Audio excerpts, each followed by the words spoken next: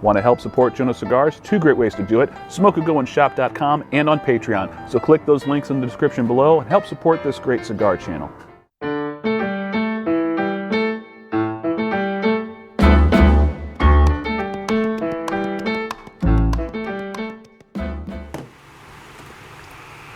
Good evening, ladies and gentlemen. Joe with Jonose Cigars, and I'm here with Sheldon, the Cigar Dad, at his place once again. And we wanted to do a top 10 list. I haven't done one of these in a while, and I haven't done one with him before.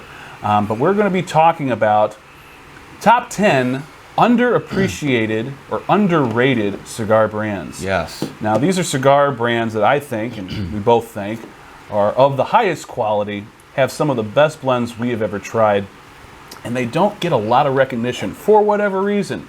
Some people just don't like them for whatever reason. Sometimes it's a matter of exposure. I honestly don't know.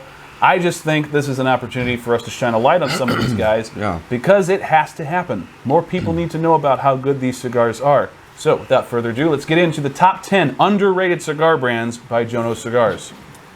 All right, just as a disclaimer, this is not in any particular order. So if you see your cigar brand listed number 10 and you think you should be number 4, don't get offended. This is just a random lineup of the rankings. The cigar brands themselves are what's important here, and that's something we want you to keep in mind. So the first one on the list is La Paulina. And La Paulina is a brand that has been around for a pretty long time. Yeah, they're definitely not. They're not a new brand by any means. No. And I really don't know why they don't get a whole lot of recognition, because I've had a number of their things. They're all really, really good. Maybe it's the price point. The price point is small. Yeah, I think that's a big thing that you'll see with a lot of the brands on this list is they don't. I think people underwrite them as maybe not as good or lesser quality because they fall anywhere between that $12 to maybe even more like down to the $7 cigar range. Yeah. Maybe even in some cases lower, which I think people look at that and they're like, yeah, no, that's not a good one. That's too cheap. Yeah, this is a value stick. Right. I'm not going to smoke that. Right. So. And in a world where you're competing with things from, Padron and Davidoff and Plasencia, where you're having easily $20 plus cigars. A lot of times, the people who esteem themselves as aficionados, we say, I'm not going to spend anything less than $8 for a cigar. Right. Maybe that's it. All I know is they have a great lineup. Particular favorite is the silver and the bronze label by me. I highly recommend you checking those out. Very affordable, very delicious. So check out La Paulina. Moving right along, we have another brand that has a good following. Right. But I think the larger cigar community hasn't really appreciated what they have to offer, and that is Roma Craft. Yeah, so Roma Craft is one of my personal favorite brands. It's one of the brands that I have a lot in my humidor, but that's also because, and I think Joe and I may actually have a bit of a skewed view on Roma Craft just because we live in St. Louis, and one of the biggest Roma Craft I would say almost specifically Roma Craft cigar bars in the Midwest is right out in Kansas City. That's La Cultura. They are a massive like Roma Craft cigar bar. I mean, that's really what they're known for. I mean, more so than anything. It's a great spot. I mean, it's just super cool place. The guys are great out there. They know what they're talking about. But Roma Craft, I think, if you're in a region where there's a big shop somewhere nearby and it's popular with those people, some smaller shops at least get a small selection in. The other thing is, well, don't get me wrong, their core line stuff like their Aquitaine and their Cro-Magnon and their Neanderthals, they're not terribly hard to get a hold of. But you've got a lot of them. They do a lot of releases every year. They're not very, very big releases. They fall well under that. They fall under that boutique amount per release. And when they're gone, they're gone. I mean, but then they also, the other thing too is Roma Craft does a lot of releases in Europe, right? Yes. So like there are very specific blends, specifically the Wanderlust, which is an absolutely beautiful cigar. I mean, it is. I've smoked a couple. They are phenomenal, and the ones that people really want are the ones that are specific, are European, the European exclusivos. And and they're specifically out of Germany. There's a lot of them out of there. Now, you could actually go online and order a bundle of 25 Wunderlusts from Germany, from shops in Germany, and get them. They're a little bit more expensive, and again, you're buying from a shop overseas, so you never really know. But that's why. I mean, it really is. I mean, they have very boutique releases. I mean, so their stuff is fairly limited, and I just don't think that people really know that much about the company. and they're a great company. I mean, they have a really awesome theme. All of their, I mean, I've not really smoked Aroma Craft that I didn't like. Their Black Irish is another really, really great one that is a limited release that comes out usually every year, every other, and it's pretty solid. So, I mean, that's for me is Aroma Craft really, I think, falls on this list. They don't get enough. I think countrywide, cigar aficionado wide, I mean, they don't really get enough visibility. Yeah, and some of their limited releases, like the Baca, are some of the best. I mean, these are like, what, 3.5 inches long? They're tiny. So the Baca comes in a couple different Vitolas, but like the one that you're thinking of, that's the Pygmy. The Pygmy, it's 3.5, maybe 4 inches long, and it's African tobacco, and it is phenomenal. It's a great smoke, and if you've never smoked it before, I mean, you're in for a fun little ride because it has some very awesome nuances that you're not going to pick up in any other tobacco grown anywhere else. It's true, and a lot of the Aroma Craft blends really pack a punch on the flavor. Some of the most full-flavored cigars I've ever smoked, so don't sleep on Aroma Craft. Go out and get some. Moving up on the list, we have Nick Melillo's fine company, Foundation Cigars. Now, some of you might think, oh, come on, everyone knows about Foundation. Yeah, they've heard of Foundation, but have you really smoked them? Yeah, I wouldn't even know if everybody would say that they've heard of Foundation. Yeah. A lot of people have, sure, but like, one, I don't think everybody knows the story, and if you don't know Nick's story, it's incredible. The dude dove headfirst into making cigars. And this is a guy who's native to Connecticut, by the way. And he pretty much packed up shop and moved to Nicaragua, and he has really invested the true full heritage of Nicaraguan tobacco into everything that he does. I will say this much.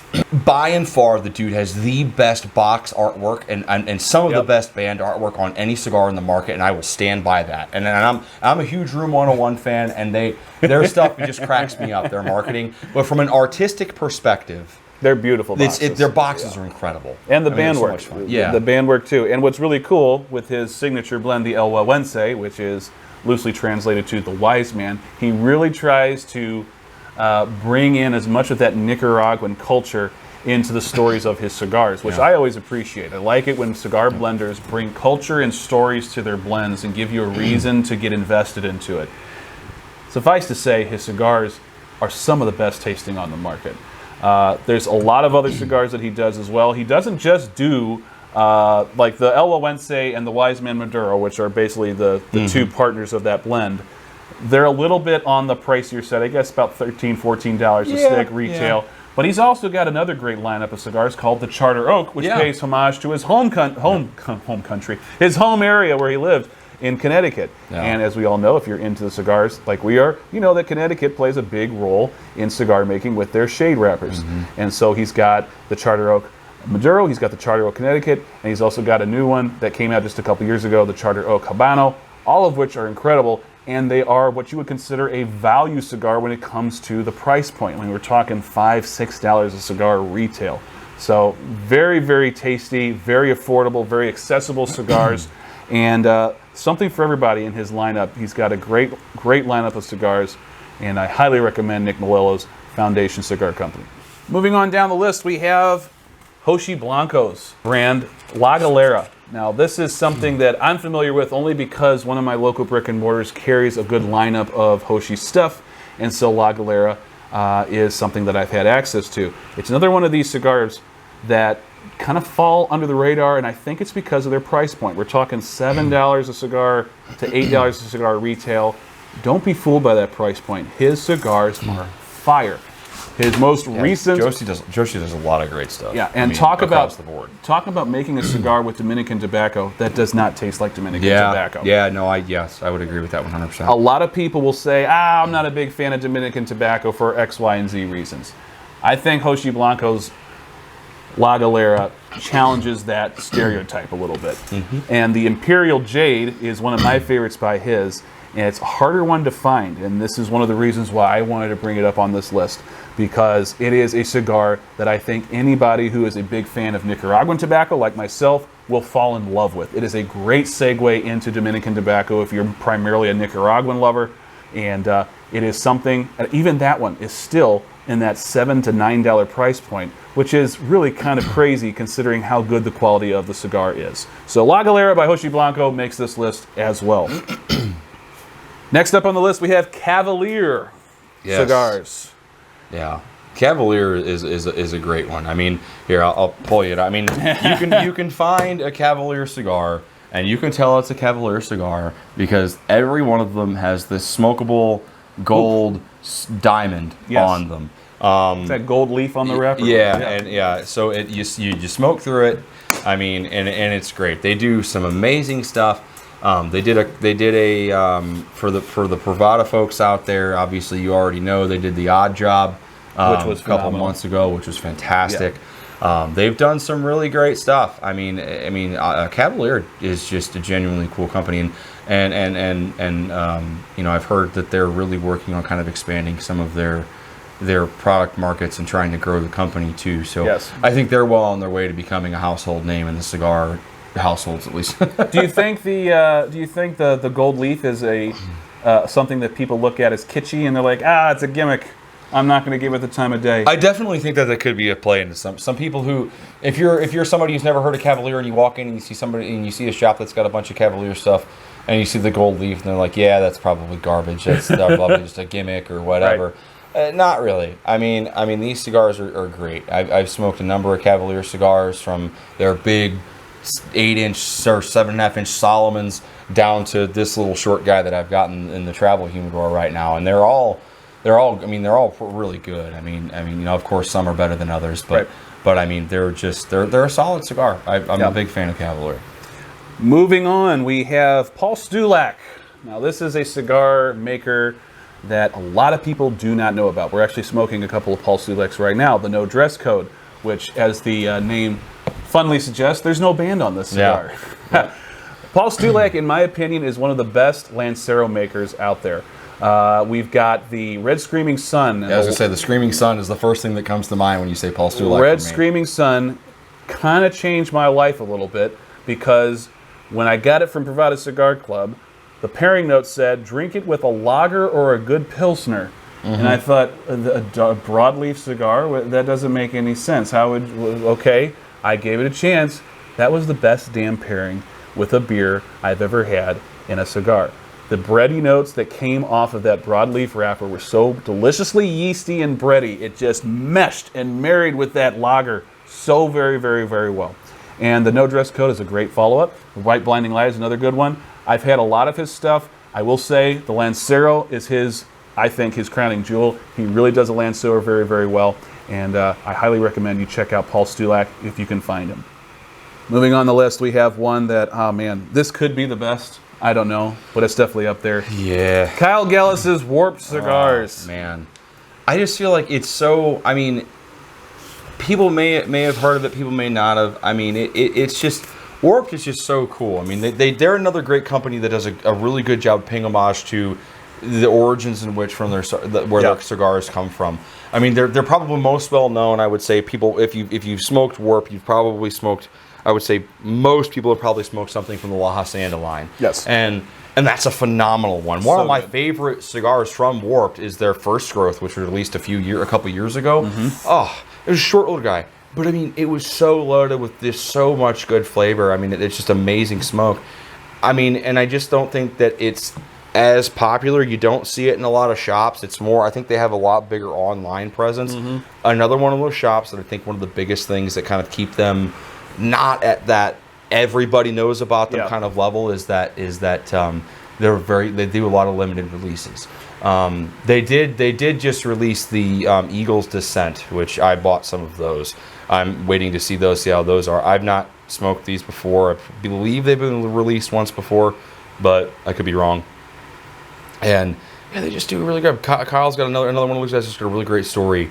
Another one of those guys that jumped in head first. He learned to blend and roll cigars at the El Titan de Bronze factory in Florida.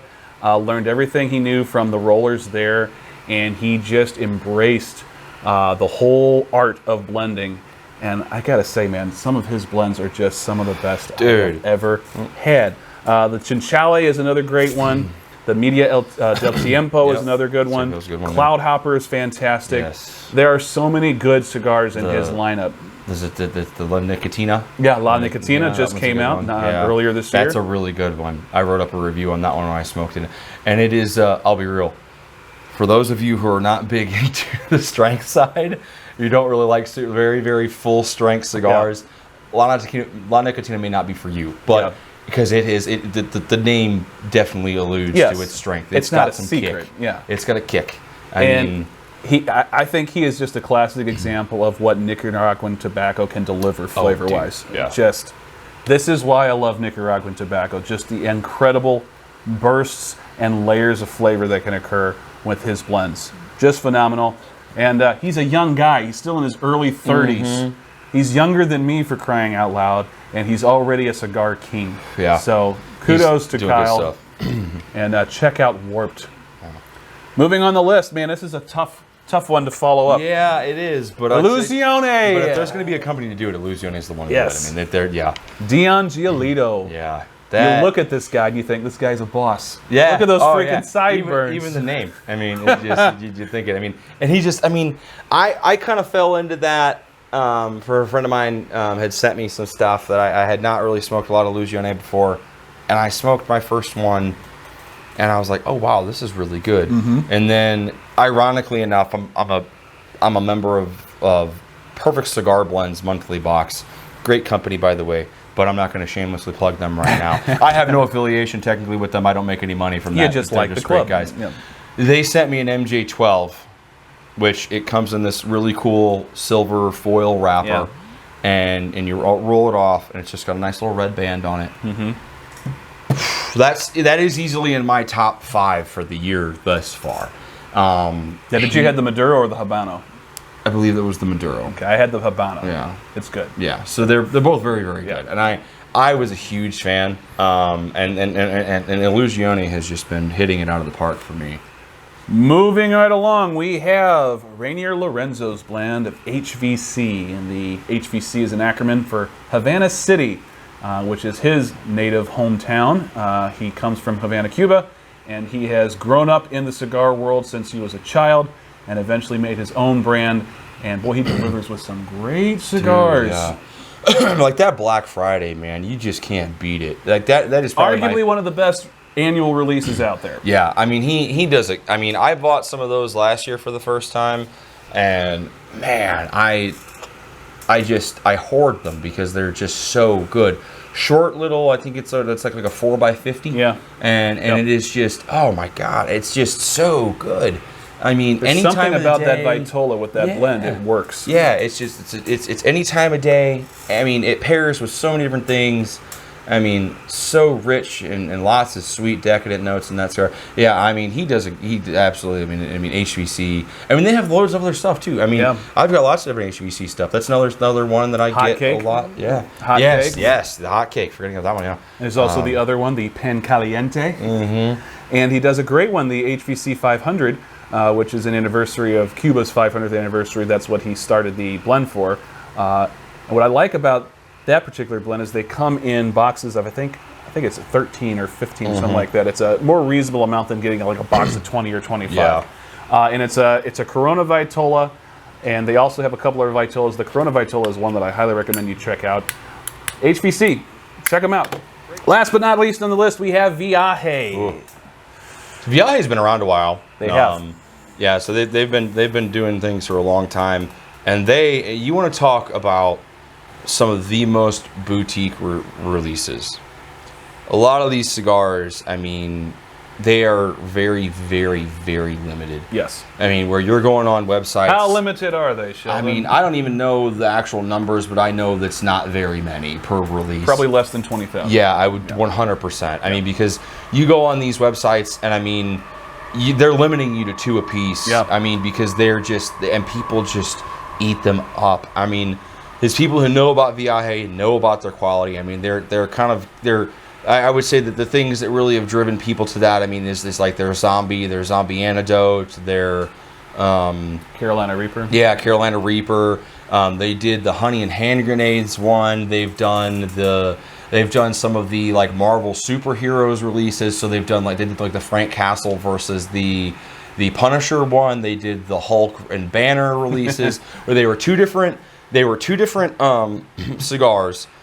The wrapper was the same, but I believe the filler and binder were different in each cigar, which changes everything, right? And they were all of them were good. I mean, I smoked a number of them. They do a lot of around the holidays. A lot of people are very familiar with the zombie farmer bill or the farmer bill, or they've got the Mrs. Hatchet or what, and a couple of different other ones, the stuffed turkey. Mm-hmm. I mean, those are all around the Thanksgiving time frame, and they are very hard to get a hold of. Yeah. Which is another reason, again, like I've said previously, I think that is also why a lot of people don't know a lot about Viaje.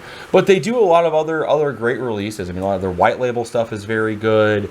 I mean, they're not impossible to get a hold of, and they're great. I mean, the company's fantastic. I've loved what they've done. I mean, in fact, like I was telling him earlier, one of the original zombie release in like 2012, I think, was the first cigar that I reviewed for the blog.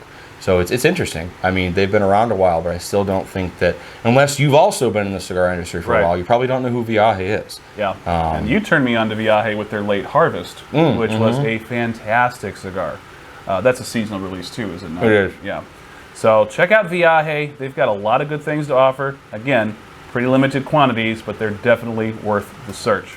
So there's our list. Top 10 underrated cigar brands on the market right now. We'll probably do another one of these sometime in the next couple of years, something like that, when we have all these other new brands that come out and start making waves. Yeah. But these have really been doing it for us, and I think you'll be very, very pleased. I know there's going to be a lot of cigar nerds, cigar heads out there be like, I know about all these guys. What are you talking about? This isn't necessarily for you guys. You already know. You're like us. You know all that. You will know everything. Just like us, we know everything. But I'm talking about the guys who don't know everything, and they're smoking all the heritage brands and all the other mainstream brands. Not knocking those, but I'm talking about the ones that I think deserve more love. And these are definitely those that I think need a little bit more attention, and you should check them out. Thank you for tuning in. Thank you, Sheldon, for having me. Absolutely, of course, anytime. Do we miss any on the list that you think we should have mentioned? Let me know in the comments below, and maybe they'll go into a secondary video. Till next time, everybody, smoke a good one.